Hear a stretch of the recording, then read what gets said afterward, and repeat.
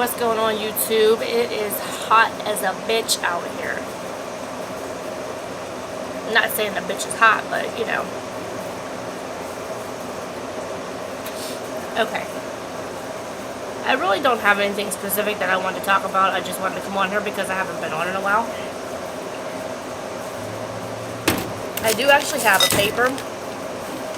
And like I wrote down all these videos that I wanted to do. And so far I got down I got like 3 videos done out of like 10 of them. So I gotta step my game up.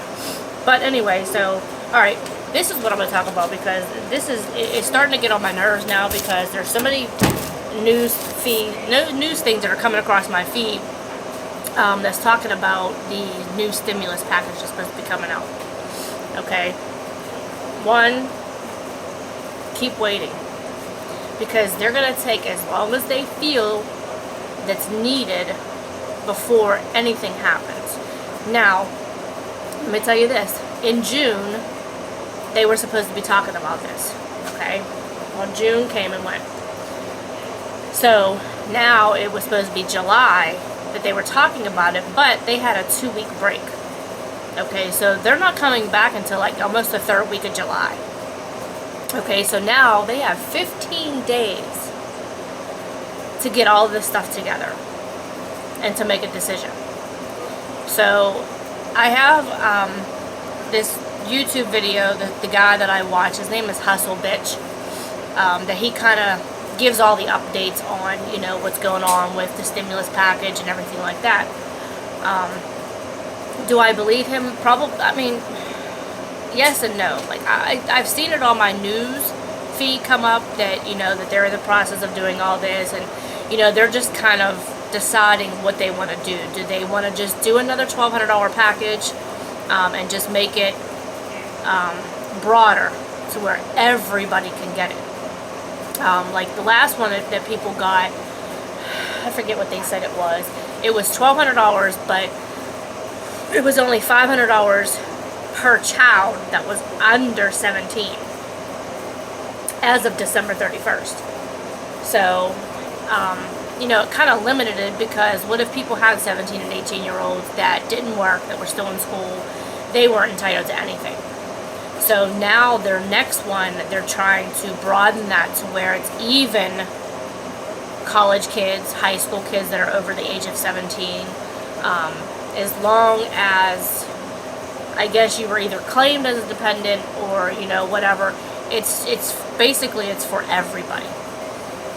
But they're saying that now, instead of it being $500 for the additional children, it's $1,200 for everybody. So a little bit better. Another decision that they were going to make, it was going to be $2,000 a month until the pandemic ends. Okay, one, who knows when it's going to end? Okay, their plan is that, okay, they would approve the $2,000 and then you would get it for 2 months and then they'll be like, okay, well, it's done and over with. So are we better off getting $1,200 per person or $2,400 if you're married? Same thing, really. But are we better off just getting that, or just one household gets $2,000 a month? Okay, the first one is just $1,200 per person, but you can only get a maximum of $6,000. So if you have a household of 4 people, okay, you would get $4,800. If you would have 5 people, you know, so, but you can only get $6,000 the most. So you can't sit there and say, oh, well, good, I have like 7 children, so I'm going to get $1,200 per person. It don't work that way. So it's a limit of $6,000 per household. So if you reach that limit, that, you know, you have multiple kids and you're going to be getting over $6,000, they'll just mark it as $6,000 and they'll just give you a check for that. So that, you know, that's one of the proposals that they had. The other one, like I said, was the $2,000 a month until it's over, which I kind of don't see that one getting passed because it's more, it may be more money in the long run because it's $2,000 every month. What if the pandemic lasts for 6 months? Okay, so you're getting $2,000 a month for 6 months. That's $12,000. You know, I don't see that. I don't. And if they do that, there's going to be a lot of stipulations with it to where it's going to be certain people are going to get it. Like you can get it if you haven't worked in a while. You know, it has to be working people that have either lost their job due to it or that can't work because of it, because of things being shut down. So, you know, just you kind of got to think about that to where would we be better off? Would we be better off getting just that $1,200 per person? So that's, hey, family of 5, that's $6,000 right there. And that's it. But when you get, when this is what I don't understand. When people get the money, it's just like, kind of like, oh my God, yes, we got to do this, we got to do this, we got to do this, and not realizing that, one, the extra unemployment is ending July 25th, okay? So people that aren't going back to work, that's it. Okay, so you're not getting $2,000 a month from that. You'll get your regular unemployment, but that's it. Then they have that other one that's that PUA. It's called Pandemic Unemployment Assistance. They also help out too, but it's less. It's per week. But I'm not sure what they said what the maximum is, but I guess it's based on kind of like the unemployment. It's based on how many weeks you worked, and how much you made and stuff, you know, how many hours and stuff like that. So it's a lot to do with what you're making. Do you know what I mean? So they're going to get you either way. Like I said, the regular unemployment is going to continue for as long as people are out of work, unless your job says no. But the extra $600 is going to stop July 25th, so you're only going to have the regular. So you're going to go back to not having that extra money to fall back on. So this extra stimulus would help, but you have to be smart about it. You can't, because you see, oh my God, there's a 75-inch TV that's on sale for $400, and you have, say, $4,000 in your house between all of you guys, that you go buy it. Okay, so you have $4,000, but that TV was $4,000, so now you're $400 less than what you had. And you know what I mean? Like, and as far as like with the EBT, and if people don't know what that is, that's the food stamps and stuff like that. That I did research on that too, because I've seen a lot of people complaining and posting that, oh my God, I'm not getting food stamps because I make this and I make that. Well, yeah, it's income.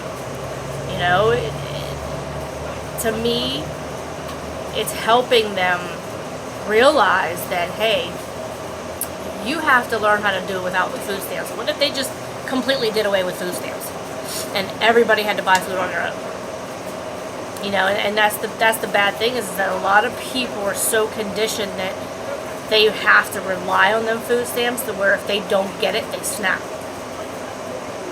And that's actually what it's called, snap. But you know, my point is that you have to learn how to put money up.